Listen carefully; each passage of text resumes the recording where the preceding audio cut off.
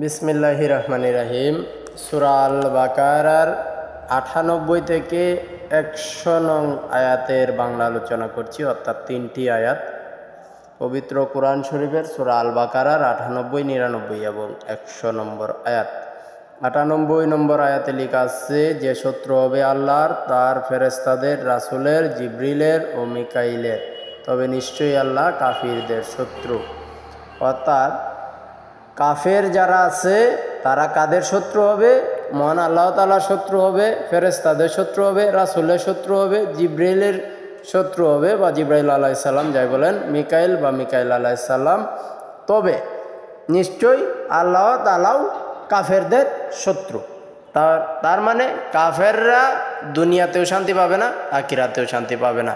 তাই এখন থেকে এমন কোনো কাজ করব না যেটা শিরক হয় এবং আমরা কাফের হয়ে যাই। কাফের হলে কিন্তু দুনিয়াও নষ্ট, আখিরাতও নষ্ট, জাহান্নাম চিরস্থায়ী হয়ে দাঁড়াবে। ৯৯ নম্বর আয়াতে লেখা আছে, আর আমি অবশ্যই তোমাদের প্রতি সুস্পষ্ট নিদর্শন নাজিল করেছি, ফাসিকরা ছাড়া অন্য কেউ তাও স্বীকার করে না। অর্থাৎ যারা ঈমান আনেনি, যারা মনে মনে শিরক করছে, তারা কিন্তু কখনো এগুলো স্বীকার করে না। বিভিন্ন সময় বিভিন্ন নবী রাসূলগণের মাধ্যম দিয়ে বিভিন্ন মুজিজা আল্লাহ তাআলা দেখিয়েছেন, বিভিন্ন কিতাব নবী রাসূলের উপর নাজিল করেছেন এবং সেই সব কিতাবে সকল কিছু লেখা আছে, কিভাবে কি করতে হবে, কিভাবে জীবন বিধান সাজাতে হবে এবং আমরা কিভাবে মুক্তি পেতে পারি। এগুলো কারাও স্বীকার করে?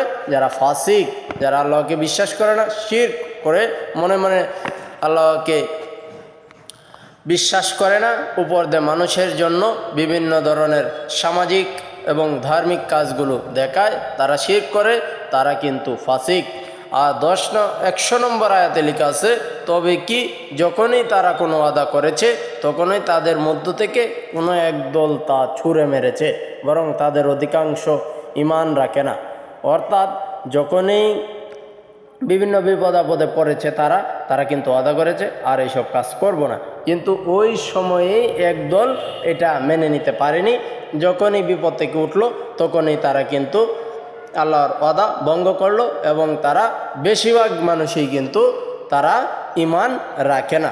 এখনও দেখবেন, যদি কোনো ধরনের প্রাকৃতিক দুর্যোগ ঘটে অথবা আপনার সৃষ্টিকারী কোনো দুর্যোগ ঘটে, আপনি বৈদ্যুতিকে গোলযোগের কারণে আগুনে পুড়ে সব কিছু ছাই হয়ে গেল, প্রাকৃতিকভাবে যদি কোনো তুফান, ঘূর্ণিঝড়, ভূমিকম্প এগুলোতে আঘাত হেনে আপনি ক্ষতিগ্রস্ত হয়ে থাকেন, তখন তাৎক্ষণিকভাবে আল্লাহ তাআলার কাছে বিভিন্ন ধরনের প্রতিজ্ঞা করেন যে এই কাজটা করব না, ওই কাজটা করব না, এই বিপদ থেকে উঠলে আর জীবনে কোনো নাফরমানি কাজ করব না।